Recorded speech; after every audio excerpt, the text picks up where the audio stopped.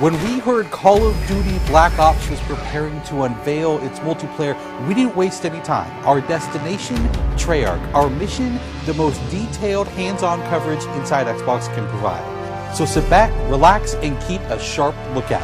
Every feature you hear about in this preview has never before been done in a Call of Duty game.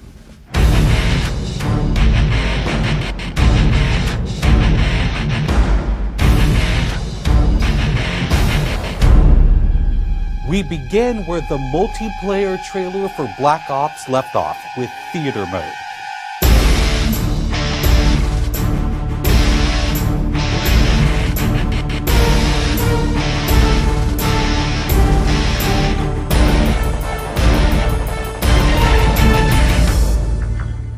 Dan Bunting explains.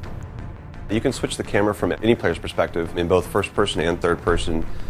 You can detach the camera and go into free cam mode, which allows you to fly anywhere on the map, basically. It's really interesting when you pause the game and go into free cam, you just see all the particle effects just in their full glory, just frozen in time, and it makes some really awesome footage. We really want to give players the tools to be creative, make their own machinima, make their own highlight reels. Maybe they're really competitive clans that want to just capture the films from their matches and then go back and analyze what the other team did or whatever. Also brand new to Call of Duty is Black Ops' new currency system. We put the currency system into Black Ops multiplayer principally because we felt like it'd be a very interesting way to engage with all the unlocks that you've been getting. So one of the things that's really fun about currency is instead of being specifically told at a specific level what you're going to get, we're unlocking features by level, but then once the feature is unlocked, you can purchase any component of that feature with the currency directly. Of course, when you got a little currency jingling in your virtual pockets, nothing feels better than putting it on the line against your fellow players. Say hello, everyone, to wager matches.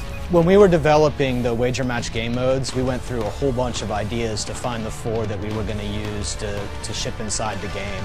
And really, if it wasn't people screaming in joy and frustration when they were sitting around the office playing, it wasn't good enough to be a wager match. Wager matches are all free-for-all modes, and they exist separately from the standard playlist. They include game modes like Gun Game, where you're in a race to score a kill with 20 different weapons, beginning with pistols and advancing through ever more explosive weaponry. It's extremely rewarding for us as a design team to put something up there that people are reacting to really well and it's slightly different than what they get, and everyone loves the core game, and you have to be very careful when you're finessing the core mechanics of the game. But wager matches let us kind of get our creativity flowing and do some things that you're not normally used to, and then spin them up in unique ways and combine things in ways that you haven't seen before that you never really thought of and that wouldn't be appropriate for the core game but are completely appropriate for wager matches. While the classic Call of Duty challenge system is still very much in place, Black Ops is also adding a new feature called contracts. Right, so if you're using the contract system, you actually have to put up a little of your own currency in order for a bigger payday. And depending on the contract, some contracts pay XP, some pay more currency, some pay both. But they're all time limited and it's game time limited, so you have to go to work to accomplish that contract within the time period in order to get paid. It's different from the challenges, in so much that the challenges some players like to use very aggressively, and they map out their path through the challenge system in order to maximize their XP gains, in order to level faster. And then a whole nother set of players uses the challenges sort of passively. They're there, when you get them they feel good, but contracts gives you a way to directly engage with the content inside the game. It says, hey, I'm an SMG guy, I want SMG based contracts, I'm going to chase my contracts and I'm going to get paid. And that's fun. Another focus for Black Ops is player customization, including things like unlockable face paint, unique perk-specific character models, and a whole lot of weapon customization. We've been we stole the line from Full Metal Jacket, this is my weapon, this is my gun, and we're chanting that around the office as sort of our mantra for this feature. Originally it started with one of our designers he just made kind of an offhand comment one day where he said, you know, I really have a certain attachment to the weapon that's my favorite. I want to make that weapon mine, and that was all it took. So from there it was just, what are the things that are cool? It's like, put your clan tag on your gun, of course. And we've got, the emblem editor by itself is an element of creativity for players.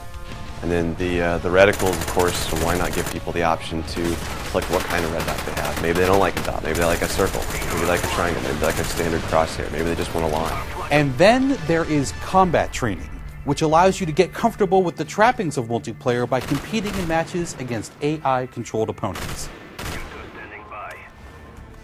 You know, it's our hope that combat training can convert people who are largely single-player gamers who might have, dabbled around in multiplayer but never made that leap to playing online, and give them kind of this experience where they can get familiar with the mechanics and features and systems that multiplayer has, but they can do so at their own pace, they can do so without someone screaming in their ear what a noob they are, and practice up and then join the competitive fold. Experienced players could use combat training to practice up on a particular weapon, a particular tactic, or a particular map. So we think it appeals to both audiences, but most directly, it was designed to help new players get into the mix.